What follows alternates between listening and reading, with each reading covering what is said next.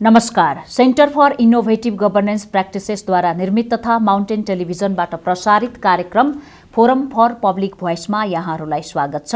यस कार्यक्रममा हामी विशेष विषयमा गहन ढङ्गले छलफल गरेर एउटा निष्कर्षमा पुग्ने गर्छौं र आज हामीले त्यसका लागि छनौट गरेको शीर्षक रहेको छ निजामती सेवा सम्बन्धी नीतिको आवश्यकता र महत्त्व। अर्थात् नेपालमा निजामती सेवा सम्बन्धी नीतिहरू कस्ता छन्, यसको आवश्यकता कतिको छ र यसको महत्त्व कति छ भन्ने विषयमा आज हामी विशेषतः केन्द्रित रहनेछौँ र यसका बारेमा छलफल गर्नका लागि आज हामीसँग दुईजना अतिथिहरू हुनुहुन्छ। उहाँहरूसँग एकैछिन पछि उहाँहरूको परिचय यहाँहरूमा एकैछिन पछि गराउनेछु। तर त्यसभन्दा अघि यस कार्यक्रमका संयोजक नेपाल सरकारका पूर्व सचिव कृष्णहरि बास्कोटाज्यूलाई कार्यक्रममा स्वागत गर्दै यो शीर्षक छनौट किन गर्नुभयो त्यसमा थप प्रकाश पारिदिनका लागि मैले अनुरोध गर्न चाहे। बास्कोटा सर।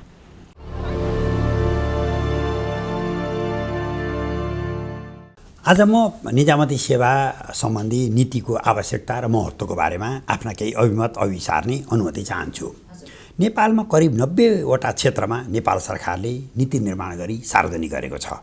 यी नीतिहरू प्रधानमन्त्री तथा मन्त्री परिषदको कार्यालयको वेबसाइटमा उपलब्ध छन्। यसरी जारी भएका नीतिहरूको कार्यान्वयनको अवस्था के छ भन्ने विश्लेषणको पाटो छुट्टै छ। तथापि हालसम्म राष्ट्रिय निजामती सेवा नीति भने निर्माण भएको छैन।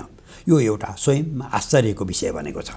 सबै कुरालाई मनन गरी सङ्घीय मामला तथा सामान्य प्रशासन मन्त्रालयले नेपाल जनप्रशासन सङ्घलाई निजामती सेवा नीतिको मस्यौदा तयार गरिदिन आग्रह गरेको थियो। सो अनुरूप नेपाल जनप्रशासन सङ्घले यस क्षेत्रका विद्वान, विज्ञ, पूर्व प्रशासक एवं जानकारहरू समेतको राय परामर्श बुझी राष्ट्रिय निजामती सेवा सम्बन्धी नीतिको मस्यौदा तयार गरी उक्त मन्त्रालयलाई बुझाएको छ। तर यसरी नीतिको मस्यौदा तयार भएको लामै समय व्यतीत हुँदा पनि नीति जारी हुन सकिरहेको छैन। मुलुक सङ्घीयतामा प्रवेश गरेसँगै सङ्घीय निजामती सेवा ऐन जारी हुनुपर्नेमा यसमा पनि निकै विलम्ब भइरहेको छ। करिब 6-7 वर्षको अवधिमा पनि ऐन जारी नहुनुलाई ठुलै विडम्बना मान्नुपर्छ। यदि मुलुकमा राष्ट्रिय निजामती सेवा सम्बन्धी नीति जारी भएको भए सम्भवतः सङ्घीय निजामती सेवा ऐन जारी गर्न यति ढिलाइ हुने थिएन। तथापि ढिलो चाँडो नेपाल सरकारले राष्ट्रिय निजामती सेवा सम्बन्धी नीति जारी गर्नुको विकल्प छैन भने सङ्घीय निजामती सेवा ऐन जारी गर्नुको पनि विकल्प छैन। प्रस्तुत सन्दर्भमा नेपाल जनप्रशासन सङ्घले नेपाल सरकारलाई बुझाएको राष्ट्रिय निजामती सेवा सम्बन्धी नीतिका प्रमुख झलकहरूमा के छन् भनी जानकारी लिन खोज्नु सबैको लागि इच्छाको विषय हुन सक्छ। यसरी निर्माण गरिएको मस्यौदा नीतिको दीर्घकालीन सोचमा राष्ट्रको हितमा समर्पित सेवामुखी, व्यावसायिक, समावेशी तथा उत्तरदायी निजामती सेवाको परिकल्पना गरिएको छ। यस मस्यौदामा निजामती सेवा नीतिको ध्येय अर्थात् परिलक्ष्यमा मुलुकको भौतिक, आर्थिक र सामाजिक रूपान्तरणमा योगदान पुर्याउन नागरिकप्रति उत्तरदायी, व्यवसायी, पेशागत कार्यकुशलता, समावेशी, उच्च मनोबलयुक्त, उत्प्रेरित र सदाचारी निजामती सेवाको विकास, व्यवस्थापन तथा सञ्चालन गर्नुपर्ने सुझाव रहेको छ। यसैगरी नेपाल जनप्रशासन सङ्घले तयार गरेको निजामती सेवाको राष्ट्रिय नीतिको मस्यौदामा 5 वटा उद्देश्य राखिएको छ, जसअनुसार पहिलो, सार्वजनिक क्षेत्रको कार्यभार र भूमिका स्पष्ट गरी त्यसमा निजामती सेवाको योगदानका क्षेत्रहरू सुनिश्चित गरिनुपर्ने। दोस्रो, सङ्घीय शासन व्यवस्थामा निजामती सेवाको स्वरूप, भूमिका र कार्यव्यवहार स्पष्ट गरिनुपर्ने। तेस्रो, राज्यका सबै तहमा सक्षम तवरले निजामती सेवाको जनशक्ति व्यवस्थापन गर्न सक्ने संस्थागत पद्धतिको विकास गरिनुपर्ने। चौथो, नागरिकप्रति उत्तरदायी, कार्य सम्पादनमा आधारित र नतिजामुखी निजामती सेवा बनाउनुपर्ने। पाँचौँ, निजामती सेवाको सुधार सङ्गतिपूर्ण र निरन्तर बनाउनु पर्ने गरी प्रस्तावित गरिएको छ। यस मस्यौदामा निजामती सेवाको नीतिगत स्तम्भमा 11 वटा बुँदा समेटिएको छ, जसअनुसार पहिलो, सार्वजनिक क्षेत्रको कार्यभार, भूमिका र त्यसमा निजामती सेवाको योगदान। दोस्रो, सङ्घीय निजामती सेवा। तेस्रो, समावेशी निजामती सेवा। चौथो, व्यावसायिक निजामती सेवा। पाँचौँ, चुस्त, पारदर्शी, सेवामुखी र जनउत्तरदायी निजामती सेवा। छैटौँ, सक्षम, मनोबलयुक्त, उत्प्रेरित र पारदर्शी निजामती सेवा। सातौँ, सदाचारी र भ्रष्टाचाररहित निजामती सेवा। आठौँ, दलगत रूपमा तटस्थ तर राजनीतिसँग सुमधुर कार्यगत सम्बन्ध भएको निजामती सेवा। 9, प्रविधि मैत्री निजामती सेवा। 10औँ, अभिलेख व्यवस्थापनमा जिम्मेवार निजामती सेवा। 11औँ, निरन्तर सुधारमा अग्रसर निजामती सेवा। अन्त्यमा नेपाल जनप्रशासन सङ्घले नेपाल सरकारका लागि तयार गरेको राष्ट्रिय निजामती सेवा नीतिको मस्यौदामा 11 वटा नीति सिफारिस गरिएको छ, जसमा 1, सार्वजनिक क्षेत्रको कार्यभार भूमिका र सो सम्बन्धमा निजामती सेवाले गर्ने योगदानको मार्गचित्र स्पष्ट गर्ने। 2 सङ्घीय शासन व्यवस्था अनुरूप निजामती सेवाको व्यवस्था र परिचालन गर्ने। 3 निजामती सेवामा समावेशी व्यवस्थालाई सार्थक, उद्देश्यमूलक र समय सापेक्ष बनाउने। 4 निजामती सेवामा व्यावसायिकताको विकास गर्ने। 5 निजामती सेवालाई चुस्त, पारदर्शी, सेवामुखी र जनउत्तरदायी बनाई जनविश्वास प्राप्त निजामती सेवाको रूपमा विकास गर्ने। 6 निजामती सेवालाई सक्षम, मनोबलयुक्त, उत्प्रेरित र प्रतिस्पर्धी बनाउने। 7 निजामती सेवालाई सदाचारयुक्त र भ्रष्टाचाररहित बनाउने। 8 दलगत रूपमा तटस्थ तर राजनीतिसँग सुमधुर कार्यगत सम्बन्ध भएको निजामती सेवाको विकास गर्ने। 9 प्रविधि मैत्री निजामती सेवाको विकास गर्ने। 10 अभिलेख व्यवस्थापनमा निजामती सेवालाई जिम्मेवार बनाउने। 11 निजामती सेवामा सङ्गतिपूर्ण र निरन्तर सुधार गर्ने। यसरी गहन विश्लेषण, वृत्ति छलफल, फराकिलो दृष्टिकोण, तिनै तहका सरकारलाई अनुकूल हुने, कर्मचारी तन्त्रलाई पनि वृत्ति विकासको अवसर सिर्जना हुने, आम जनतामा प्रभावकारी सेवा प्रवाह हुने गरी नेपाल जनप्रशासन सङ्घबाट तर्जुमा गरी नेपाल सरकारमा प्रस्तुत राष्ट्रिय निजामती सेवा सम्बन्धी नीति शीघ्र जारी हुनुपर्छ। हस्, धेरै धेरै धन्यवाद संयोजकज्यू, निकै राम्रो तरिकाले प्रश्न पार्नु भएको छ। र दर्शकबिन, आज यस कार्यक्रमको हाम्रो अतिथिद्वयहरूसँग अब यहाँहरूको परिचय गराउन चाहन्छु। यसका लागि आज हाम्रो स्टुडियोमा हामीसँग हुनुहुन्छ नेपाल राष्ट्र ब्याङ्कका पूर्व गभर्नर तथा नेपाल सरकारका पूर्व सचिव दिपेन्द्र पुरुष ढकाल। यहाँलाई मैले स्वागत गर्न चाहे कार्यक्रममा। त्यसै गरी नेपाल सरकारका पूर्व सचिव शारदा प्रसाद तिर्ताल, यहाँलाई स्वागत गर्न चाहे। अब तीनैजना नेपाल सरकारको निजामती क्षेत्रको एक हिसाबले सर्वोच्चमा पुग्नु भएको र त्यसमा पनि प्रभावी व्यक्ति हुनुहुन्छ। आजको छलफल यस हिसाबले अझै बढी महत्त्वपूर्ण हुनेछ भन्ने विश्वास पनि छ। र सुरुवातमा अब संयोजकज्यूलाई जुन यो शीर्षक छनौट गर्नुभएको छ, कस्ता प्रश्न उठायो भने अझै यो छलफल बहस तार्किक र अझै महत्त्वपूर्ण ढङ्गले अगाडि बढ्ला त? यसमा मन्जुजी, वास्तवमा दिपेन्द्र पुरुष ढकाल सर नेपाल सरकारको पूर्व सचिव मात्रै होइन, एउटा पूर्व निजामती कर्मचारीहरूको एउटा संरक्षकको रूपमा, एउटा आइकनको रूपमा हुनुहुन्छ। शारदा प्रसाद तिर्ताल जसले यो निजामती सेवा नीतिको मस्यौदा बन्यो त्यसको संयोजक भएर नै काम गर्नुभयो र जनप्रशासन सङ्घले बनायो त्यसको म स्वयं नै अध्यक्ष छु। यसरी हामी यस विषयमा यो नीति निर्माणमा एक प्रकारले प्रत्यक्ष संलग्न भएका व्यक्तिहरू नै छौँ। यसर्थ आज हामीले के विषयमा छलफल गऱ्यौँ भने वास्तवमा नेपाल सरकारले जुन चाहना गरेको र इच्छा गरेर मस्यौदा बनाउन लगाएको राष्ट्रिय निजामती सेवा सम्बन्धी नीतिको आवश्यकता र महत्त्व कतिको छ त? वास्तवमा यस्तो नीति निर्माण कुन प्रक्रियाबाट बन्दाखेरि चाहिँ बढी राम्रो बन्छ भन्ने विषयमा एउटा पहिला प्रारम्भमा छलफल गरौँ। दोस्रो चाहिँ वास्तवमा नीतिमा चाहिँ केही चाहिँ जनप्रशासन सङ्घले सिफारिस गरेकै छ, तैपनि समय सापेक्ष हिसाबले चाहिँ यस्तो नीति जारी गर्दा त्यो नीतिमा चाहिँ के कस्ता कुरा चाहिँ समावेश गर्नुपर्छ, छुटाउनै नहुने कुराहरू के होलान्, त्यो विषयमा छलफल गरौँ। र अन्त्यमा निजामती सेवा छ, यो नै एक प्रकारले सरकार, मुलुकको स्थायी सरकार हो, यसलाई चाहिँ चुस्त, दुरुस्त, प्रभावकारी, जनमुखी बनाउन के चाहिँ गर्नुपर्ला भनेर वरिष्ठ पूर्व प्रशासकहरूसँग उहाँहरूको रचनात्मक सुझाव पनि लिउँ। यिनै 3टा मुद्दामा छलफल गरौँ भन्ने मेरो आग्रह छ। हस्, धन्यवाद यो महत्त्वपूर्ण प्रश्नहरूका लागि। मैले सुरुवात चाहिँ हाम्रो ढकाल सरबाट गर्न चाहे। पहिलो प्रश्न रहेको छ, संयोजकज्यूले छनौट गर्नुभएको राष्ट्रिय निजामती सेवा सम्बन्धी नीतिको आवश्यकता र महत्त्व कति देख्नुहुन्छ? यो नीति जारी गर्ने प्रक्रिया के हो? यसमा नीति आवश्यक चाहिँ प्रशासकहरूलाई छ, मुलुकको प्रशासनलाई पनि छ, तर चाहिँ नीतिको आवश्यकता सरकारलाई चाहिँ रहेनछ। यो अहिले जुन कुराहरू यहाँ उठ्यो, 1.5 वर्ष अगाडि यो पानले चाहिँ नि सरकारलाई बुझाएको चाहिँ नि ड्राफ्ट हो। यदि सरकारले यसलाई चाहिँ आवश्यकता ठान्दो हो त अहिलेसम्म आउनुपर्ने। त्यो ऐनको पनि बिल्लीबाठ देखिराख्नु भएको छ। नीति त ल्याएन, ऐन पनि चाहिँ नि ऐनमा पनि सुझाव दिएको थियो पानले, ऐनमा पनि सुझाव दिएको थियो। त्यो ऐन पनि फेरि बन्यो, मन्त्रीजी आफै उपस्थित भएर पनि छलफलमा भाग पनि लिनुभयो, हाउसमा गयो, फेरि फिर्ता ल्याए, फेरि पछि फेरि गयो, कसले अल्झायो कसले बल्झायो, यस्तै छ। भने मतलब कस्तो भएछ भने यति धेरै राजनैतिक चिन्तनहरू र अन्यलको वातावरणहरू हुन थालेछ, जसले चाहिँ नि अघि थाई प्रशासन भन्नुभयो, यो थाई संरचना चाहिँ नि उकालो लाग्ने बाटो त हुँदै भएन। हुन त अब धेरै ओह्रालो लाग्यो भने तिमीहरू पनि त्यस्तै थियो भन्नु होला, तर के भने उकालो हुने लाग्ने बाटो चाहिँ देखिएन। हामीभन्दा अगाडिका प्रशासकहरूले गरेका काम देखेर हामी लोभिएर प्रशासनमा छिरेको, हामीले अलिअलि अड्काउन प्रयास गरेको, हामीभन्दा पछिल्लालाई त टेक्ने समाउने ठाउँै दिएका छैनन् भनेदेखि अहिले हेर्नुहोस् न, यहाँ चाहिँ कारवाही भएका चाहिँ भइरहेको सचिवलाई हवाईजहाजबाट उतार्छन्, कहिले के गर्छ, अनेक यस्तो मनोबल गिराइदिएको छ कि कोही मान्छे काम गर्नलाई मुटु थामेर चाहिँ काम गर्न सक्ने अवस्था नपुग्ने बनाइदिएको छ। खैर, यो भन्नुको तात्पर्य फेरि कहाँ हो त भनेदेखि चाहिँ नि यो सञ्चालित गर्नको लागि चाहिने नीति हो। नीति भने त कुनै एकदम ऐन जस्तो चाहिँ यो कार्यान्वयन नगरेमा जेलै हाल्ने त हुँदैन, तर त्यो नीति नै यस्तो मुटु हो जसले चाहिँ नि निश्चित गर्छ, विधिको निश्चित गर्छ, ऐनको निश्चित गर्छ, नियमावलीको निश्चित गर्छ। अब ऐन चाहिँ नि पटकी पछि बन्दै संशोधन हुँदै गइरहेछ, त्यसमा देख्नु भएको छ। ऐनभन्दा बढी नियमावली संशोधन हुन्छ। फेरि नियमावली पनि कस्तो प्रकारको छ हामीहरूको भने जे पनि संशोधन गर्न मिल्ने, ठुल्ठुला कुरा, स्वरूपको कुरा गर्नुहोस्, पदोन्नतिका कुरा गर्नुहोस्, यो जम्मै नियमावलीमा हालिदिने। अनि नियमावली चाहिँ नि मन्त्री परिषदले खुवाई चेन्ज गरिदिने।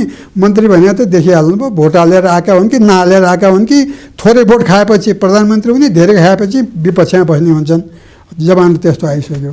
त्यस कारणले चाहिँ यो कुरा कस्तो भयो त भनेदेखि चाहिँ नि अब नीति नै नबनेपछि त्यसले चाहिँ ऐनलाई चाहिँ कसरी चाहिँ नि स्थायित्व देला, सस्टेन कसरी गर्ला।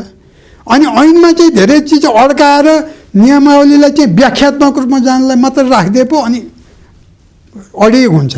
अब यहाँ त सबै उल्टै, बागमती पनि चाहिँ उत्तरबाट दक्षिणतिर बगे जस्तो भइरहेछ। भएको कुरा त्यो नीतिको अभावमा एकदम सही। फेरि जोडाउँला यहाँलाई, मैले तीर्थाल सरलाई जोड्न चाहे। प्रश्न हाम्रो यो कार्यक्रमको फर्मेट एकै प्रश्न हुन्छ यहाँलाई पनि। राष्ट्रिय निजामती सेवा सम्बन्धी नीतिको आवश्यकता र महत्त्व कतिको देख्नुहुन्छ? यो नीति जारी गर्ने प्रक्रिया के हो? हवस्, धन्यवाद। वास्तवमा अब सरले अलिकति पृष्ठभूमि भनिसक्नुभयो। नीति कुनै पनि विषयमा राष्ट्रिय नीति चाहिने आवश्यकता भनेको चाहिँ देशको बनौट, राजनीतिक परिपाटी, आर्थिक अवस्था हेरेर गरिन्छ। हरेक क्षेत्रमा जस्तो पर्यटन नीति छ, कृषि नीति छ, इत्यादि छ। अब देशलाई राजनैतिक परिवर्तन अथवा राजनीतिले हाँक्ने ठाउँमा सहयोग गर्ने मुख्य संयन्त्र भनेको निजामती सेवा हो।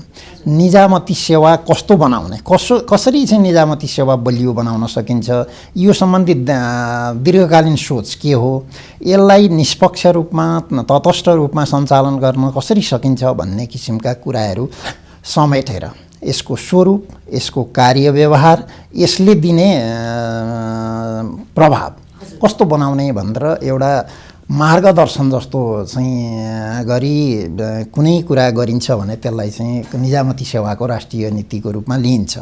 अब त्यो किन आवश्यकता छ त भन्दाखेरि अब धेरै देशहरूमा तपाईँले नीति नै भनेर देख्नु चाहिँ हुन्न, तर सरकारले गरिराखेको हुन्छ। जस्तो अहिले बेलायतमा चाहिँ हेर्नुहुन्छ भने सन् 2001 देखि मोडर्नाइजिङ सिभिल सर्भिस भन्ने पोलिसी छ, राष्ट्रिय पोलिसी होइन।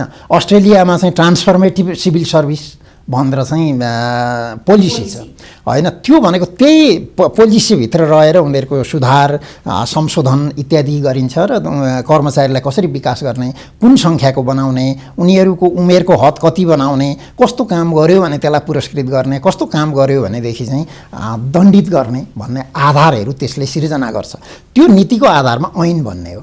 यदि हाम्रो नीति थियो भनेदेखि, निजामती सेवा ऐन सम्बन्धी नीति थियो भने यो ऐन पनि हाम्रो चाहिँ पहिले नै बन्न सक्थ्यो। किनभने अहिलेको संविधान जारी भएपछि राष्ट्रिय संरचना नै फरक भयो। त्यो अनुसार निजामती सेवा कस्तो हुनुपर्छ भनेर तोक्ने चाहिँ त्यो ऐनले गर्छ होइन। ऐन नै आजसम्म सबैभन्दा पहिले निर्माण हुनुपर्ने, जारी हुनुपर्ने ऐन आज 8 वर्ष हुँदा पनि त्यो जारी हुन सकेको छैन। त्यो किन भएन त भन्दाखेरि अब कसैको स्वार्थ छ 60 वर्ष उमेर पुर्याउने, कसैको छ अझ 58बाट पनि 55तिर झार्न पाए हुन्छ भन्ने। अब राष्ट्रिय नीति थियो भने के हो, इन्ट्रेस्ट अनुसार हुने भयो। राष्ट्रिय नीति थियो भने के हुन्थ्यो भने यति वर्षमा कर्मचारीको उमेर यो पुर्याइने छ भनेर चाहिँ त्यसले तोक्ने थियो होइन। अथवा अहिले हामी समावेशिताको कुरा भन्छौँ। समावेशी निजामती सेवा भनेको योग्यता प्रणालीको एउटा प्रष्ट नमुना हो। योग्यता प्रणाली र समावेशिताका बिचमा कसरी सामञ्जस्य ल्याउने, किनभने समावेशी सिस्टम पनि हाम्रो लागि आवश्यक छ, किनभने हाम्रो राष्ट्रिय बनौटै त्यस्तो छ। अब त्यसका बिचमा र योग्यता प्रणालीका बिचमा कसरी सामञ्जस्य ल्याउने, निजामती सेवामा समावेशीबाट प्रवेश गरेको व्यक्तिलाई कहिलेसम्म चाहिँ सुविधा दिने, त्यो सुविधा अथवा चाहिँ जसलाई ताकेर चाहिँ हामीले समावेशी सिद्धान्त अपनायौँ त्यो वर्ग चाहिँ लाई कसरी समेट्न सकिन्छ अधिकाधिक रूपमा भन्ने खालका कुराहरू चाहिँ नीतिमा हुनुपर्ने हो। नीतिले चाहिँ एउटा मार्गदर्शन गर्ने हो। त्यो नीतिकै अभावमा हामी चाहिँ जसले जो शक्तिमा छ त्यसले चाहे अनुसार मात्रै भइरहेको। त्यसैले गरी राष्ट्रको लागि एउटा चाहिँ अनुशासित, सदाचारी र चाहिँ नतिजामुखी निजामती सेवा बन्न सकिरहेको छैन। त्यसैले यसको आवश्यकता छ। अब जहाँसम्म कसरी बन्छ भन्ने कुरा चाहिँ वास्तवमा विभिन्न देशहरूको हेर्दाखेरि निजामती सेवा अथवा प्रशासन यन्त्र समग्र सार्वजनिक सेवा सञ्चालन सम्बन्धमा चाहिँ मुख्य राजनीतिक दलहरूमा पहिली एउटा राष्ट्रिय सहमति हुन्छ। त्यो सहमतिका आधारमा अनि अब हामीले नियुक्ति सिस्टम के गर्ने, लोकसेवा लाई जिम्मा लाउने एउटा त्यो छँदैछ हैन। त्यस पछाडि आइसकेपछि सरुवा पदस्थापनहरूलाई कसरी व्यवस्थित गर्ने, अनि बढुवा कसरी गर्ने र अनि जस्तो भनौँ न अब सचिवहरूको खास गरी प्रशासकहरूको मुख्य पदहरूमा परिचालन गर्दा कसरी गर्ने भन्ने कुरामा एउटा राष्ट्रिय पहिली चाहिँ सहमति हुनु आवश्यक छ। हाम्रो जस्तो चाहिँ क्षुद्र राजनीति भएको देशमा त झन् यसको अत्यन्तै आवश्यकता छ। किनभने जहिलेसुकै पनि सरकार परिवर्तन हुने बित्तिकै सबभन्दा धेरै काम देखाउने भनेको कर्मचारीको सरुवाबाट हैन। त्यो अवस्थामा रोक लाउनको लागि पनि हामीलाई चाहिँ नीति आवश्यक छ। त्यो गर्न एउटा चाहिँ त्यो तरिका हुन्छ राष्ट्रिय सहमति नै भरिसक चाहिँ बहुपक्षीय सहमति भएदेखि राम्रो। किनभने राजनीतिक दलमा मात्रै होइन, नागरिक समाजले पनि प्रशासनलाई हेरिरहेको छ हैन। अनि त्यस पछाडि सामाजिक विभिन्न चाहिँ समुदायहरूको चाहिँ संस्थाहरूले पनि हेरिरहेको छ, निजी क्षेत्रले हेरिरहेको छ। किनभने निजी क्षेत्रको मुख्य सरोकारको विषय नै प्रशासन हुन्छ। त्यसैले यी सबैले हेर्ने दृष्टिकोणलाई चाहिँ आधार मानेर सबैसँग चाहिँ सहमति लिएर मुख्य कुराहरूमा सङ्घीयतामा कस्तो निजामती सेवा हुने, समावेशीलाई कुन हदसम्म लाने, अनि त्यस पछाडि कसरी चाहिँ नतिजामुखी अथवा व्यावसायिक निजामती सेवा को विकास गर्ने भन्ने कुरा, अनि निजामती सेवालाई बारम्बार चाहिँ सुधार, अब कहिले आयोग बन्छ कहिले कार्यदल बन्छ त्यसरी हुँदैन। निजामती सेवा सुधार गर्ने हो भने एउटा स्थायी प्रकृतिको सानो विज्ञहरू रहेको प्रधानमन्त्री अन्तर्गत एउटा हुनुपर्छ। त्यसले चाहिँ सबै आएका विवादहरू बारेमा अध्ययन अनुसन्धान गरेर सरकारलाई प्रतिवेदन दिन्छ। त्यो भइसकेपछि कानुनमा संशोधन गर्ने अथवा सरकारले निर्णय गरेर कार्यान्वयन गर्न सक्ने व्यवस्थाहरू आउन सक्थे। यस्तो तरिकाले जान सकिन्छ। अथवा चाहिँ समन्वय गरेर सहमतिमा गर्दाखेरि राम्रो हो। भएन भने अब अहिलेको प्रक्रिया के छ भने सामान्य प्रशासन मन्त्रालयले तयार गर्छ अनि क्याबिनेटमा लगेर निर्णय गरेर पनि नीति बन्न सक्छ। तर त्यो त्यति धेरै चाहिँ सर्वस्वीकार्य नहुन सक्छ। यस्ता कुराहरूमा ध्यान दियो भने राम्रो। यहाँले सुनिहाल्नुभयो दुवैजनाको जवाब। नीतिको सख्त अभाव, स्थायी सरकार हामी सबैले भन्छौँ, यहाँले ओपनिङमा भन्नुभयो, प्रस्ट्याउनु भएको थियो उहाँहरू दुवैजनाको कुराबाट पनि नीतिकै अभावमा अस्थिर छ भन्ने कुरा। यसमा यहाँको विश्लेषणात्मक बुझाइ के हो? साथै मेरो जिज्ञासा, यो नहुँदा मुलुकले जनताले के नोक्सानी भोग्नु परेको छ? मुख्य कुरा त दिपेन्द्र पुरुष सर र शारदा सरले प्रश्नै पारिसक्नु भएको छ। तपाईँले भनेको पछिल्लो प्रश्नबाटै जाऊँ। यसले के विघ्न बाधा पार्यो भन्दा नेपालको दीर्घकालीन सोच छ नि, त्यसले नेपाल कुन दिशातर्फ जाँदैछ भन्ने कुरा चाहिँ आम जनताले प्रेडिक्ट गर्न सक्छन्। हामी यस दिशातर्फ जाँदै रहेछौँ। त्यसै गरी निजामती सेवाको नीति आयो भने पनि यो निजामती सेवामा प्रवेश गर्ने मान्छेले पनि यसको गन्तव्य यो रहेछ भनेर बुझ्छन् र आम जनताले निजामती सेवाबाट हामीलाई यसरी सेवा प्रवाह गर्ने रहेछन् भन्ने कुरा बुझ्छन्। त्यसले गर्दा निजामती सेवाको नीति आवश्यक पर्छ। आवधिक योजनाहरू बनाउने चलन जुन मार्शल प्लानबाट सुरु भयो भन्छ, त्यो भनेको पनि त्यही नै हो। मुलुक कुन दिशातर्फ विकासमा जाँदैछ भन्ने कुराको एउटा खाका रोड म्याप चाहिँ आवधिक योजनाले दिन्छ। त्यो आवधिक योजना पनि कुनै अदालतबाट प्रश्न उठ्ने त होइन। यसै गरी अहिले सस्टेनेबल डेभलपमेन्ट गोल्स भन्छौँ हामीले, संयुक्त राष्ट्रसङ्घले 2016 देखि 2030 सम्मको 15 वर्षको लागि 17वटा लक्ष्यसहित संसार कसरी कुन दिशामा हिँड्ने त भनेर जुन बनाएको छ, त्यस्तै गरी निजामती सेवाको नीति पनि बन्ने भनेको कुन दिशातर्फ जाने भन्ने कुरालाई त्यसले स्पष्ट दिशानिर्देशै गर्ने हो। त्यसले गर्दा यो नीति नहुँदाको मुलुकलाई बेफाइदा भनेको नै दिशानिर्देश नहुने भयो। यसर्थ दिशानिर्देश गर्नको निम्ति पनि प्रत्येक मुलुकमा यसको नीति आवश्यक पर्छ। नीति बन्ने प्रक्रियामा त बढी शारदा प्रसाद त्रिताल पूर्व सचिवले प्रश्नै पार्नु भएको छ। सम्भव भएसम्म मुलुक बहुदलीय व्यवस्था हो, तर दलहरूको बिचमा चाहिँ एउटा त केही न केही कुरामा चाहिँ साझा सहमति गर्न, न्यूनतम साझा सहमति उहाँले गर्नै पर्छ। त्यसमा मुलुकको अर्थतन्त्रलाई कसरी डोर्याउने, कस्तो आर्थिक नीति अवलम्बन गर्ने, भने जस्तै निजामती सम्बन्धी नीति कस्तो लिने भन्ने विषयमा सबै दलको न्यूनतम साझा सहमति हुनुपर्छ। त्यो साझा सहमतिलाई मिल्छ भने संसदमा पनि एउटा सङ्कल्प प्रस्तावको रूपमा संसदबाट पनि अनुमोदित गर्न सकिन्छ र नागरिक समाजमा पनि सानो रेफरेन्डम जस्तो सबैको राय सल्लाह बुझेर त्यो आएको चिजलाई नीतिमा राखियो भने त्यही नीतिअनुसार चाहिँ भोलि निजामती सेवा ऐनहरू बन्दै जाँदा त्यो सर्वस्वीकार्य हुन्छ र निजामती सेवा पनि एउटा चाहिँ मर्यादित ढङ्गले एउटा गन्तव्यमा अगाडि बढेर साँच्चै नै स्थायी सरकारको भूमिकामा रहन सक्छ। हस्, यहाँलाई धेरै धन्यवाद। फेरि मैले जोड्न चाहे हाम्रो सरलाई, जस्तो समस्या के छन्, नीति बन्या छैन भन्ने कुरा त प्रष्ट भइहाल्यो, तर अब कुनै न कुनै दिन त बन्ला, आशावादी त हुनै पर्यो। त्यो बन्दाखेरि राष्ट्रिय निजामती सेवा सम्बन्धी नीति जारी गर्दा सो नीतिमा समावेश गरिनुपर्ने प्रमुख पक्षहरू के हुन्, अर्थात् के छुटेन भने अझ तपाईँहरूले जुन समस्या देख्नुभयो त्यो समस्या रहित ढङ्गले निजामती क्षेत्र अगाडि बढ्न सक्ला भन्ने प्रश्न छ हाम्रो दोस्रो प्रश्न। मञ्जुजी, अब अघि व्याख्यात्मक रूपमा कति कुराहरू आए, पोइन्टहरू आए नि, यी सबै चिज के हुँदो रहेछ भनेदेखि चाहिँ नि एकचोटि नीति प्रतिपादन भएर ब्ल्याक एन्ड व्हाइटमा लेखिएपछि त्यसले चाहिँ ऐनलाई निर्देशित गर्ने हुनाले धेरै विकल्पहरू, विवादका विकल्पहरू हुँदैन। त्यस कारण त्यसलाई स्ट्रिमलाइन गर्नको लागि चाहिँ नि यो आवश्यकता हुँदो रहेछ भन्ने एउटा देखियो।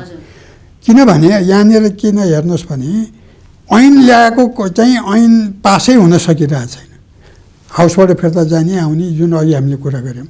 किन भएको भने एउटा स्पष्ट दृष्टिकोण पहिला थिएन, अनि मान्छेले इन्टरप्रिटेसन अनेक हिसाबले गरे। फेरि स्वार्थ समूह त धेरै छ, युनियन छ, युनियन पनि एउटा छैन, फेरि युनियनभित्र पनि दलका चाहिँ नि ध्वजा पताका लिएका युनियन छन्, अनि त्यसमाथि व्यक्तिगत स्वार्थ अर्को छ।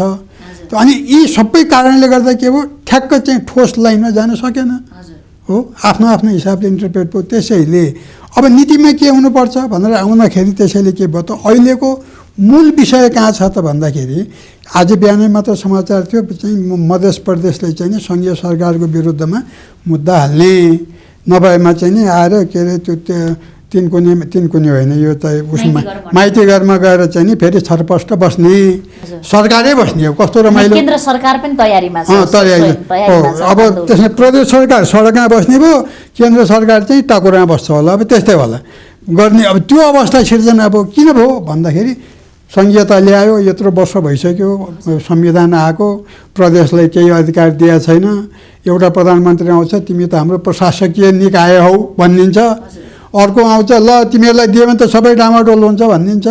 तर प्रदेशले चाहिँ काम गर्दो रहेछ भन्ने कुरा त कोभिड भए बेलामा हेर्नुहोस् त, यदि चाहिँ प्रदेश सरकार थिएन भने के गति हुन्थ्यो होला। त्यो केही छैन, सबै बिग्रिया फुक्लिया छ, तर काम त हुँदो रहेछ।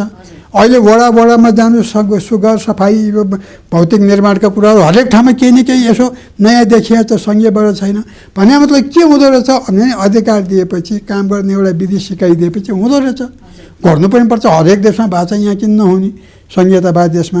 त्यसैले सङ्घीयतामा अघि जसरी चाहिँ शारदाजीले छुनुभयो नि, सङ्घीय प्रदेश स्थानीय प्रशासन कस्तो हुने, यो त निर्क्युल गर्नु पर्ने। कसले गर्ने त निर्क्युल त त्यही नीतिले गर्ने हो। एकचोटि त्यो निर्क्युल गरिदियो भने सबै आफ्नो आफ्नो ठाउँमा बसेर आफ्नो आफ्नो काम गर्थे। अनि त्यहाँ प्रदेशको प्रहरीको कुरा गर्नु पर्दैन थियो, प्रदेशको लोकसेवा आयोगको कुरा गर्नु पर्दैन थियो, प्रदेशको चाहिँ कर्मचारी भर्ना गर्ने कुरा गर्नु पर्दैन थियो। इन्डियामा छैन र आइएएस भन्यो एउटा प्रकृति छ, सङ्घीयबाट लगेर चाहिँ उनीहरूको स्टेट लेभलमा दुईवटा तिनवटा पदका चाहिँ मान्छे समन्वयको लागि राख्ने गरिएको छ होइन। त्यो चाहे मजिस्ट्रेटको कुरा होला अथवा प्रमुख सचिवको कुरा होला, यिनीहरूको कुरा छ भने आइएएसको लिङ्क कायम गरेको छ नि। यहाँ पनि त चाहिँ सिडिओलाई लिङ्क कायम गर्ने भनेर राखेकै छ भने, त्यस्तै हिसाबले प्रदेशको चाहिँ प्रमुख सचिवले पनि त्यसै गरी लिङ्क हुने भनेर राखेको छ। अरू बाँकीलाई चाहिँ नि प्रदेशैले चाहिँ नि आफ्नो नेकीबदी गर्न सक्थ्यो कि होइन, त्यो यी खोल्दै जानुपर्छ कि। अनि यो त्यसैले अहिलेको अब आवश्यकता के होला त भन्यो भने सबभन्दा ठुलो मुद्दा नै जब मुलुकले सङ्घीयता अङ्गीकार गरिसक्यो भनेदेखि सङ्घीयता अनुसारको प्रशासनिक आचरण गर्नको लागि चाहिँ नि व्यवस्थित हुनु पर्यो। सबभन्दा ठुलो मुद्दा त्यही हो। अनि त्यही भित्र चाहिँ कोरोलरीमा आउँछ चाहिँ करियर डेभलपमेन्टका कुरा आउँछ हैन, प्रमोसनका कुराहरू होला, तलबका कुराहरू आउला। उसमा कोशीमा पाएकै तलब चाहिँ महाकालीमा पाउनै पर्छ भन्ने किन जरुरी छ र? अनेक विषयहरू होलान् होइन। त्यसै कोशीमा काम गरे मान्छेले महाकालीमा स्वर हुन पाउने कि नपाउने, नदिए हुन्छ कि दिए हुन्छ कि, अथवा त्यसले करियर डेभलपमेन्टलाई कसो गर्छ भने आफ्नो आफ्नो हिसाबले उनले आफ्नो प्रशासन संयन्त्र बनाउने आधार बनाउन पाउँछन्। त्यसैले करियर प्रमोसनका होला, सरुवाको होला, चाहिँ विदेश जाने भ्रमणका कुराहरू, तलबका कुराहरू, जे हो प्रमुख विषयहरूलाई विषयमा आफ्नो भावना राख्न सक्ने अवस्था सिर्जना हुनु पर्यो। त्यसकारणले चाहिँ अहिलेको सबभन्दा ठुलो चाहिँ मुद्दा हेर्ने ठाउँ त्यही हो, सङ्घीयताको। दोस्रो कुरा अघि यहाँ छोडिएको थियो, मुलुक चल्ने कसरी हो? तीनटा चाहिँ निकाय हो। एउटा राज्य हो, स्टेट, जसले चाहिँ नि पोलिसी बनाउँछ, लिडरसिप लिन्छ, मोनिटर गर्छ, रेगुलेट गर्छ, दण्ड देला, पुरस्कार गर्छ, एक थरी काम गर्छ भने फेसिलिटेटिङ रोल खेल्छ लिडर भइकन। अर्को त ग्रोथ इन्जिन भनेर त प्राइभेट सेक्टरै हो नि त। अनि प्राइभेट सेक्टरलाई चाहिँ निर्णय गर्ने चाहिँ उसमा तहमा ल्याउने कसरी, समावेश गराउने कसरी, र त्यो प्राइभेट सेक्टर प्रस्पर गर्नको लागि त आखिर त हाम्रो प्रशासन संयन्त्र कस्तो छ भने जसले पनि प्रशासनमा आँखा हेर्छ, त्यही प्रशासनले चाहिँ काम रोकाउन पनि सक्छ, फुकाउन पनि सक्छ। त्यस्तै छ नि संरचना होइन।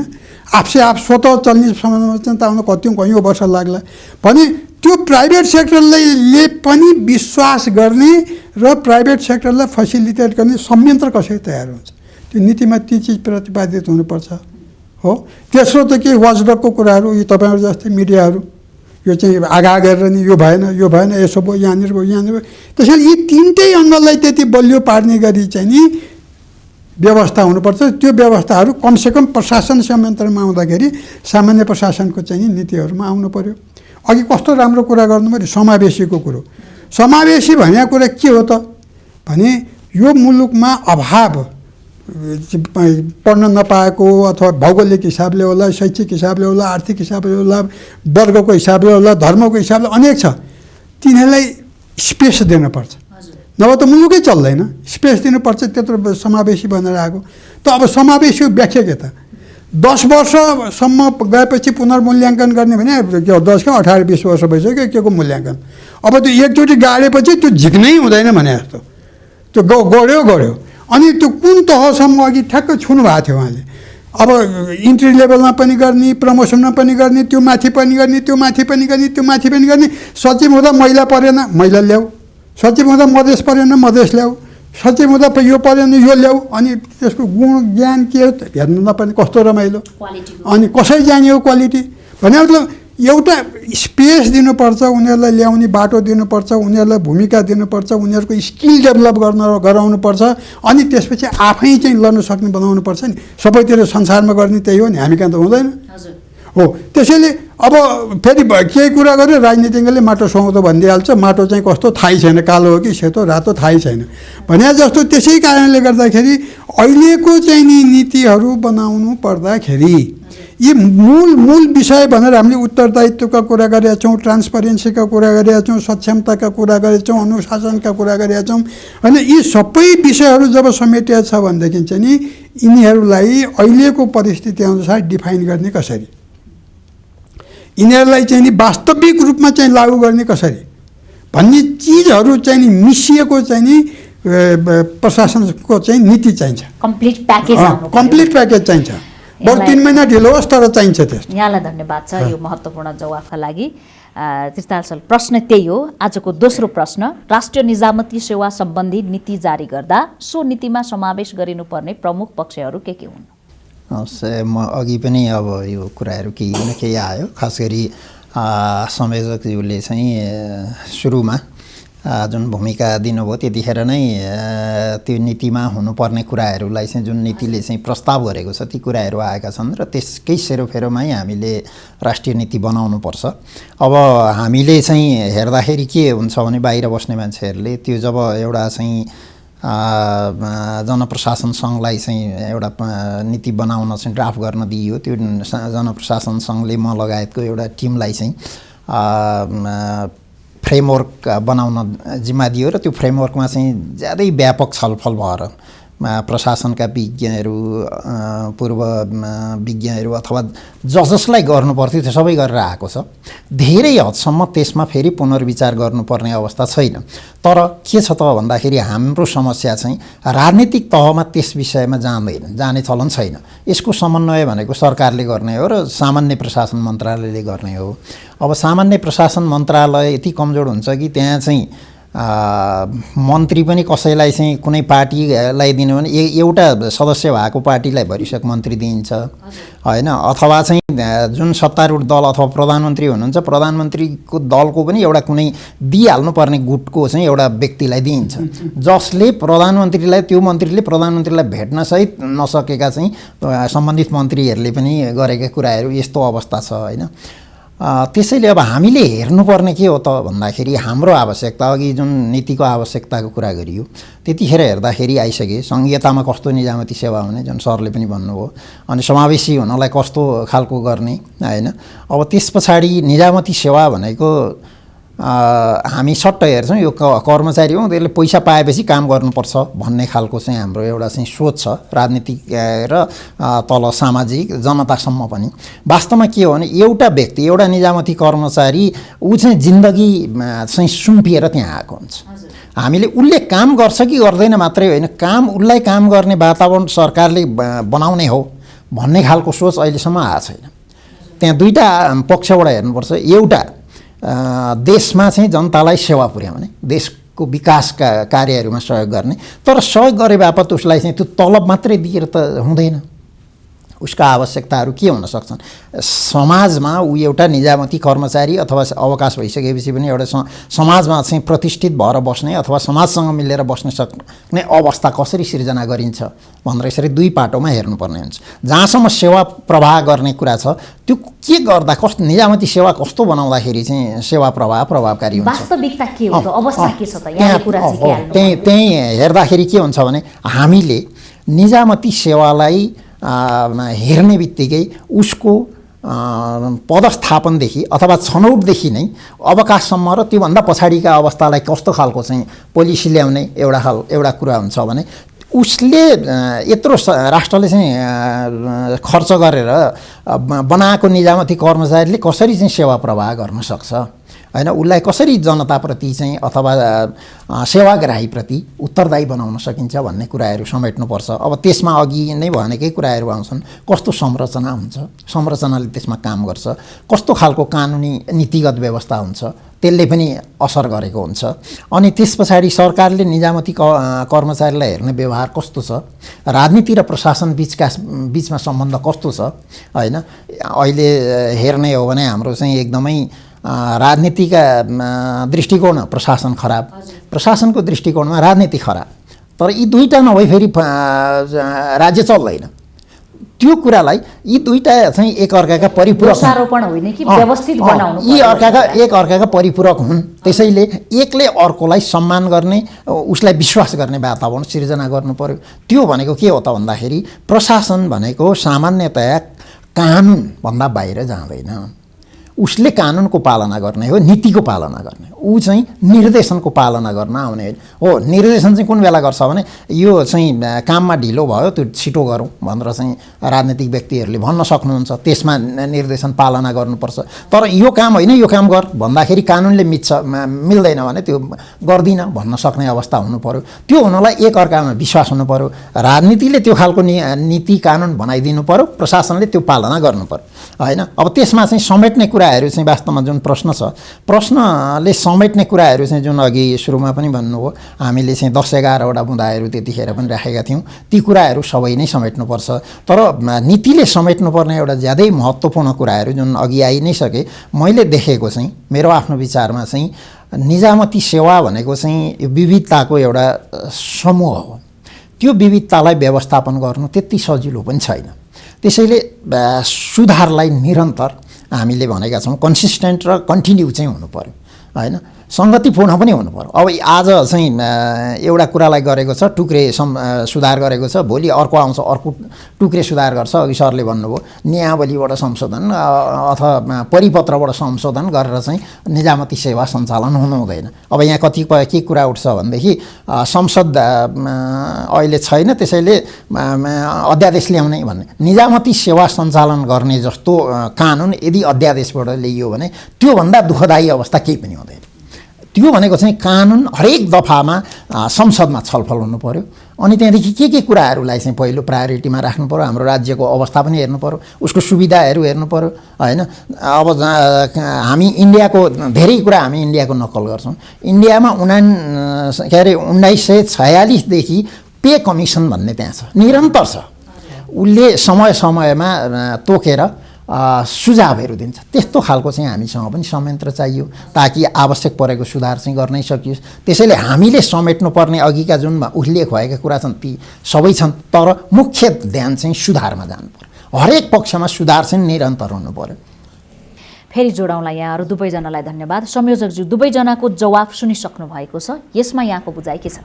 म त दुवै कुरामा दिपेन्द्र पुरुष सरसँग पनि शारदा त्रिताल सरसँग पनि मेरो सहमति छ। मूल कुरो नै शारदा त्रितालले पछि भन्नुभएको नेपाल जनप्रशासन सङ्घले जुन निजामती सेवाको एउटा नीतिमा पर्नुपर्ने मूल बुँदाहरू नेपाल सरकारलाई सिफारिस गरिसकेको छ, त्यो कुरा नै आधारभूत कुरा हुन्। तर पनि सबै आम श्रोताले बुझ्ने भाषामा भन्दा एक, नेपालमा अहिले चाहिँ कमिटेड ब्युरोक्रेसी होइन, हामीले न्युट्रल ब्युरोक्रेसी हुनुपर्छ भन्ने कुरा प्रष्ट हुनु पर्यो। दुई, योग्यतामा आधारित मात्रै होइन, योग्यता र समावेशी दुवैको मिश्रणयुक्त हाम्रो नीति जारी हुनु पर्यो। तीन, हाम्रो चाहिँ 3 तहका सरकार छन्। 3 तहका सरकारले नै संविधानलाई छुट्टै सेवाहरू दिएको हुनाले यी 3 तहको विविधता र 3 तहको मिश्रण बिचको चाहिँ निजामती सेवाको नीति जारी गर्न पर्यो।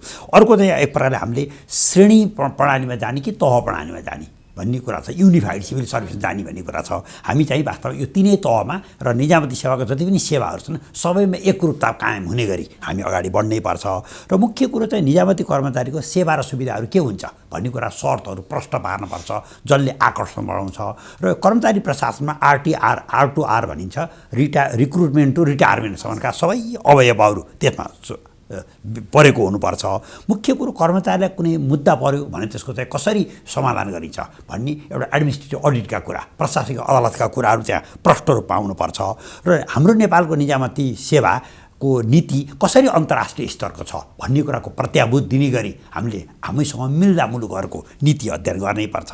र प्रशासनले गरेको काम कसरी मूल्याङ्कन गरिन्छ भन्ने कुरा यसको एडमिनिस्ट्रेटिभ अडिट गर्ने अथवा अम्बुड्सम्यानका अवधारणाहरू यसभित्र पर्नैपर्छ।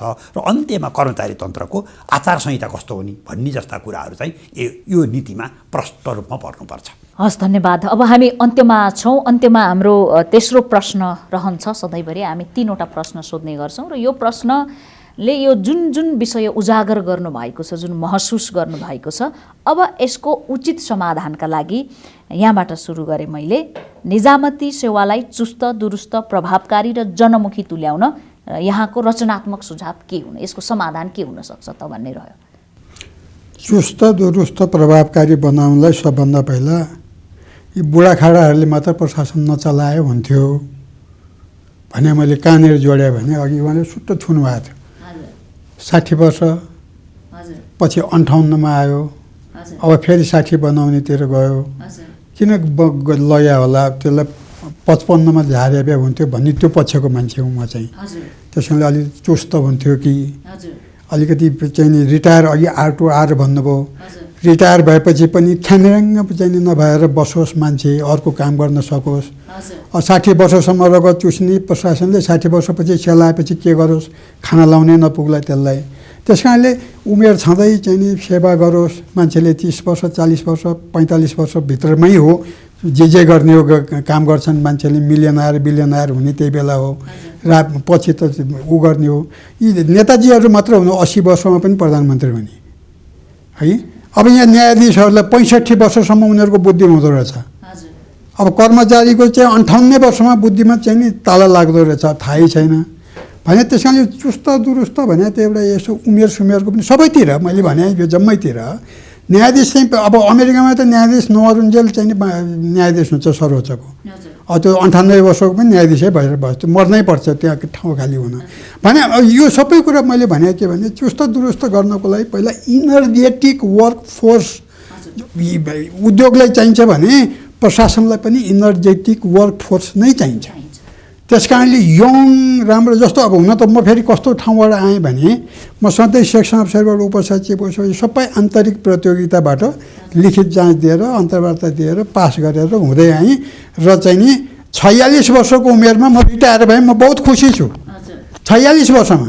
त्यो पछिको संसार मलाई बाँकी थियो नि र मैले अहिले म 72 वर्ष भएँ। अब मलाई अब चाहिँ विश्राम गर्ने बेला भयो भने जस्तै त्यो चुस्त हुनलाई त त्यो इनर्जी भएको बेलामा प्रशासन चल्नुपर्छ। यो बुढाखाडालाई जस्तो एयर होस्टेस भन्छौँ नि हामी 58 वर्ष उमेर पुगे एयर होस्टेसले चाहिँ ल्याएर ट्रेनमा चाहिँ चिया सर्भ गर्यो भने के होला गति तपाईँ सम्झिनुहोस् त। हवाईजहाज फुत्रुको चाहिँ क्रस ल्यान्डिङ गऱ्यो भने मान्छेलाई कसरी बचाउला? होइन हामी त समावेशी, हामी महिला, हामी 58 वर्ष जाई खान पाउँछ भन्यो भने त्यो सुहाउँदो हुन्छ हुँदैन नि भने जस्तै। मेरो भनाइको तात्पर्य नै के हो भने चुस्त एउटा त इनर्जेटिक भएको बेलामा त्यसबाट लिन सक्नुपर्छ। त्यो भने के त भने करियर डेभलपमेन्टको आधारहरू प्रशस्त बन्नुपर्छ, प्रभावी काम हुन सक्छ भन्ने कुरा। प्रभावी त्यो करियर डेभलपमेन्टको चाहिँ ठाउँ राख्यो। हामीले अहिले के देखेका छौँ बुढो भएपछि भने सरकारमा जागिर खान आउने व्यक्तिहरू प्रायोरिटीमा चाहिँ सरकार परेको छैन। मान्छेहरू बाहिर खान्छन्, तपाईँले पनि सरकारमा जानुहुन्न। यहाँ बसेपछि चार्म छैन, सरकारको चार्म सकिसक्यो। किन सक्यो भने सरकार चुस्त भएन, दुरुस्त पनि भएन, प्रभावशाली पनि भएन, काम गर्ने ठाउँ पनि भएन, काम गर्यो भने फसिने कतिखेर थाहा पनि भएन। त्यस कारणले त्यो एउटा त्यो कन्फिडेन्स बढाउने चाहिँ नि व्यवस्था भए पो मान्छे मोटिभेट हुन्छ। अहिले हामी लोकसेवामा जाँच लिन बस्छौँ, लिखितमा जाँच लिएको हेऱ्यो भने स्तर आइए पास गर्ने विद्यार्थीको बराबर पनि आउँदैन। अन्तर्वार्तामा त जय नेपालै छ। हुन त जय नेपाल भने फेरि एउटा पार्टीको चाहिँ घोषणा हो के अरे, तर खतमै छ भने मतलब लुक यो नेपालको ब्युरोक्रेसी कस्तो थियो भने the cream of the brain चाहिँ नि नेपाली ब्युरोक्रेसीमा हुन्थ्यो, प्रायोरिटी नम्बर 1मा हुन्थ्यो। त्यो चाम चाहिँ घट्यो, त्यो सबै गइ नै सक्यो, झन् छैन, मान्छेहरू नै राम्रो आउँदैन। त्यस कारणले अब यसलाई कसरी त्यसलाई भने जस्तै एट्र्याक्टिभ बनाउनु पऱ्यो। एट्र्याक्टिभ बनाउनलाई सबभन्दा ठुलो मान्छेले के हेर्छ भने स्पेस मेरो छ कि छैन, मैले कन्ट्रिब्युट गर्न सक्छु कि सक्दैन, मैले काम गर्ने अवसर त्यहाँ पाउँछु कि पाउँदैन, मेरो कामको कदर हुन्छ कि हुँदैन, त्यो कुरा पहिला मान्छेले हेर्छ। त्यसपछि दोस्रोमा हेर्छ उसले, पहिलो त्यो हेर्छ, दोस्रोमा हेर्छ मलाई खाना लाउन बस्न पुग्छ कि पुग्दैन, अनि बाद तेस्रोमा चाहिँ गयो सिक्युरिटी हेर्छ, म चाहिँ त्यहाँ सुरक्षित छु कि छैन। त त्यो सबै चिज त मैले अहिले भने नि त्यो करियर डेभलपमेन्टका अवसर चाहिँ अहिले पे कमिसन भने जस्तो हामीलाई पनि बेला बेलाको बजेट भाषणमा सुन्नुभयो होला, हरेक 2 वर्षमा चाहिँ नि तलबको चाहिँ नि हामी पुनरावलोकन गर्छौँ भनेर बेला बेला उहाँ सचिवहरू भावना पनि आएको होला, अर्थ सचिव हुनुहुन्थ्यो उहाँहरू, कहिले पो पुनरावलोकन मतलबै छैन। भनिदिएपछि पुगेको छ, भनिदिने एकचोटि, अनि त्यसरी शासन चल्छ, अनि जनताले चाहिँ नि आकर्षण बढ्छ। त्यस कारणले चुस्त दुरुस्त गराउनलाई चाहिँ विधि वैधानिकता विधिको अघि उहाँले भन्नुभयो नि कर्मचारीले त कानुन अनुसार मात्र काम गर्ने हो, औचित्य प्रयोग गर्दा पनि कानुनले मिल्ने मात्र औचित्य प्रयोग गर्छ। कानुनले नदिया ठाउँ त गर्ने उही नेताजी मात्र हुन्, जे मन लाग्यो त्यही गर्ने त। त्यस कारणले त्यो परिधिमा बस्नको लागि त उसले सेफ्टी सिक्योर सबै चाहियो नि त। अहिले मैले एउटा भनिनँ, बहालवाला सचिवलाई हवाईजहाजबाट थुतेर ल्याएर चाहिँ जेलमा हाल्न थालेपछि कुन चाहिँ मान्छे भोलि सरकारमा आउँछ भन्नुहोस् त? That's it. त्रिताल सर, आजको अन्तिम तथा तेस्रो प्रश्न यही छ, निजामती सेवालाई चुस्त दुरुस्त प्रभावकारी र जनमुखी तुल्याउन यहाँको रचनात्मक सुझाव के छ? यो वास्तवमा धेरै कुराहरू त हामीले उसमा पनि समेटेका छौँ, नीतिको जुन उ छ। अब यसमा हामीले हेर्दाखेरि खास गरी 3टा विषयहरूलाई हेर्नुपर्छ। एउटा संरचनागत रूपमा अथवा चाहिँ त्यसको स्ट्रक्चर कस्तो बनाउने, अनि उसको चाहिँ काम गर्ने शैलीमा कसरी परिवर्तन गर्ने र जनताको विश्वास कसरी प्राप्त गर्ने भन्ने कुराहरू चाहिँ समेट्नुपर्ने हुन्छ। पहिलो जहाँसम्म स्ट्रक्चर छ, हामीले अघि पनि प्रश्न उठ्यो, संहितामा निजामती सेवा भनेका छौँ। यहाँ चाहिँ 5 दर्जन चाहिँ विभागहरू छन् केन्द्रमा। हामीले पहिले यसमा चाहिँ अध्ययन गर्नु पर्यो कुन कुन कामहरू हामीले छुट्याएका पनि छौँ, कति कामहरू चाहिँ तल जाने, के काम कसले गर्ने भन्ने।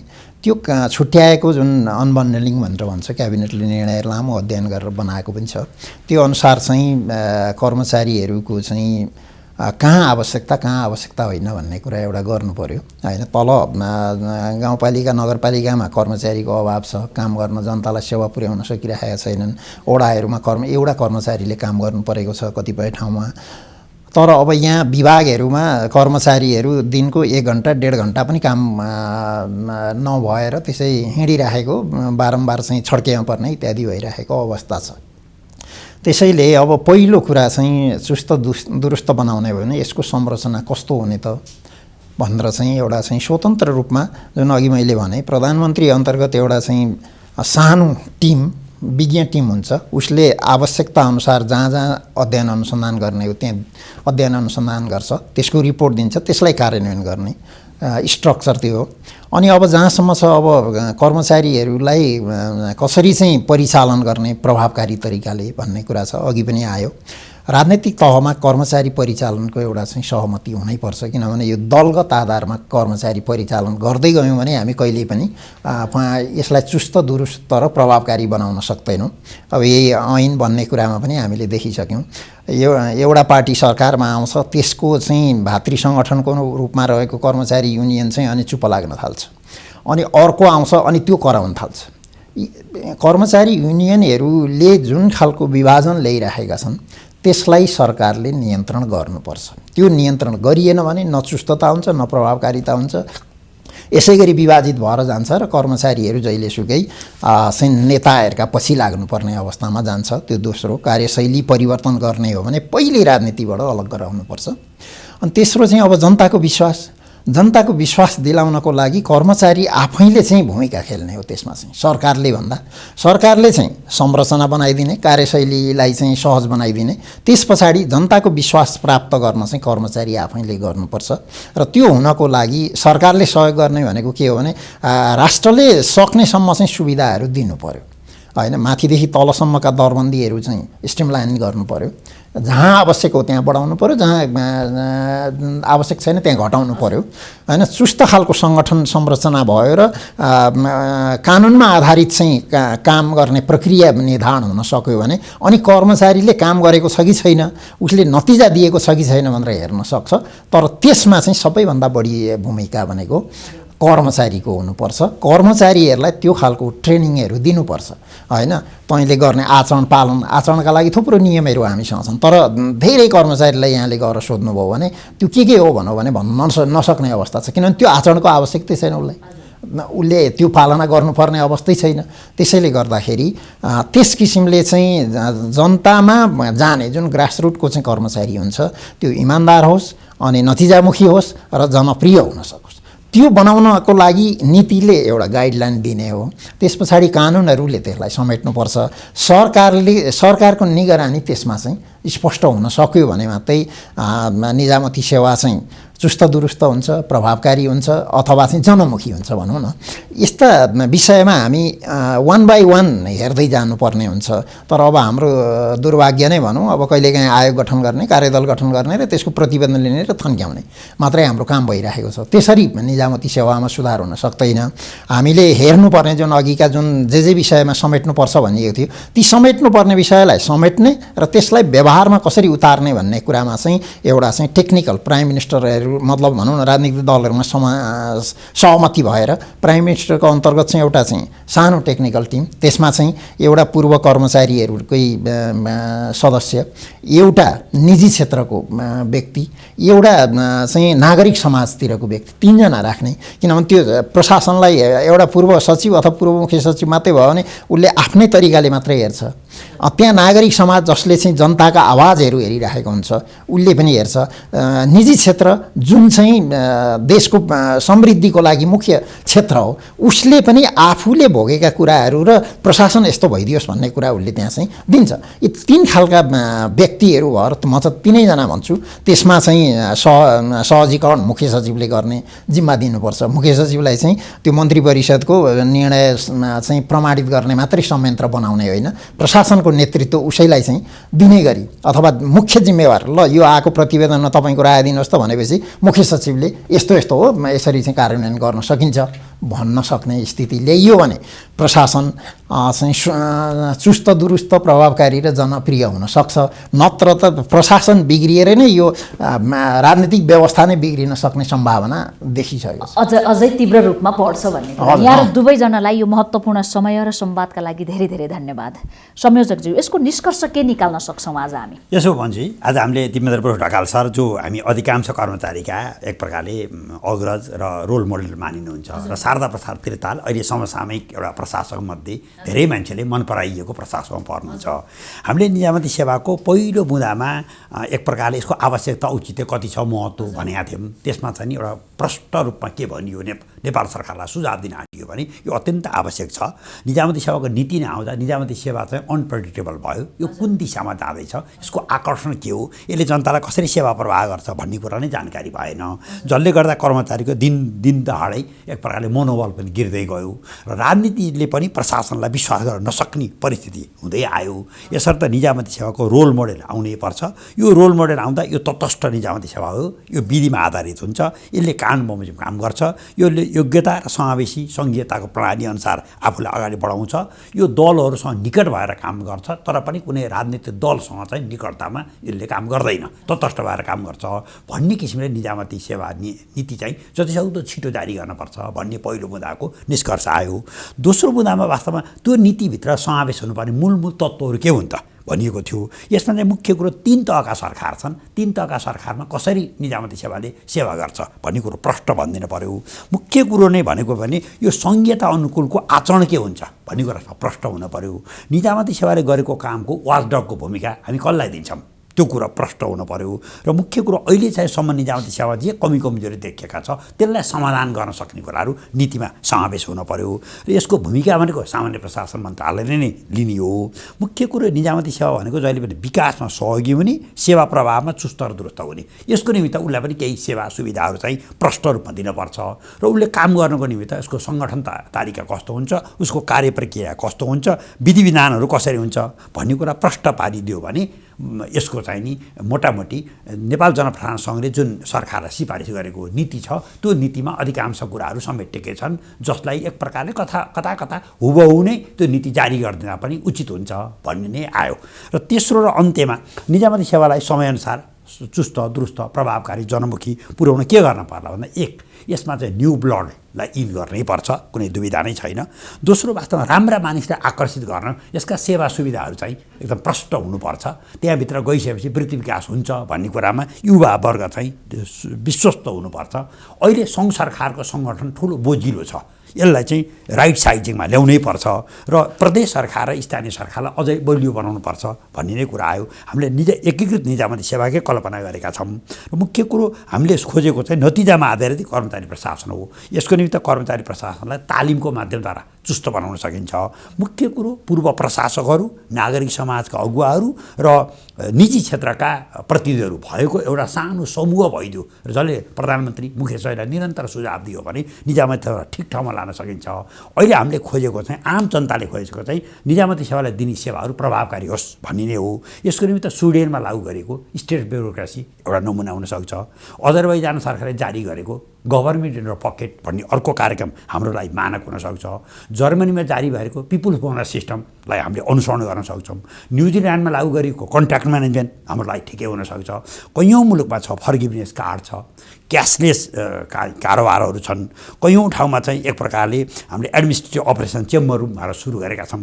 कति ठाउँमा राइट माइन्ड राइट प्लेसको निमित्त लिडरसिप असेसमेन्ट सेन्टरहरू बन्न थालेका छन्। यस्ता विश्वव्यापी रूपमा जुन निजामती सेवालाई प्रभावकारी बनाउनको निमित्त सुरुवात गरिएका सुधारका अभियानहरू छन्। नेपालले पनि आफूलाई अनुकूल हुने गरी त्यस्ता अभियानहरूलाई अनुसरण गर्न सक्छ र वास्तवमा कर्मचारी, राजनीतिज्ञ र अरू समाजका स्टेक होल्डरहरू, खास गरी निजी क्षेत्र भनौँ अथवा गैर सरकारी क्षेत्र भनौँ, नागरिक समाजको अगुवाहरू सबैको साझा सहमतिबाट मुलुकको स्थायी सरकारको रूपमा रहेको निजामती सेवालाई चुस्त दुस्त तर प्रभावकारी जनमुखी तुल्याउन सबै क्षेत्रबाट मनोवचन कर्मले सहयोग गर्नुपर्छ भन्ने नै आजको छलफलको निष्कर्ष हो।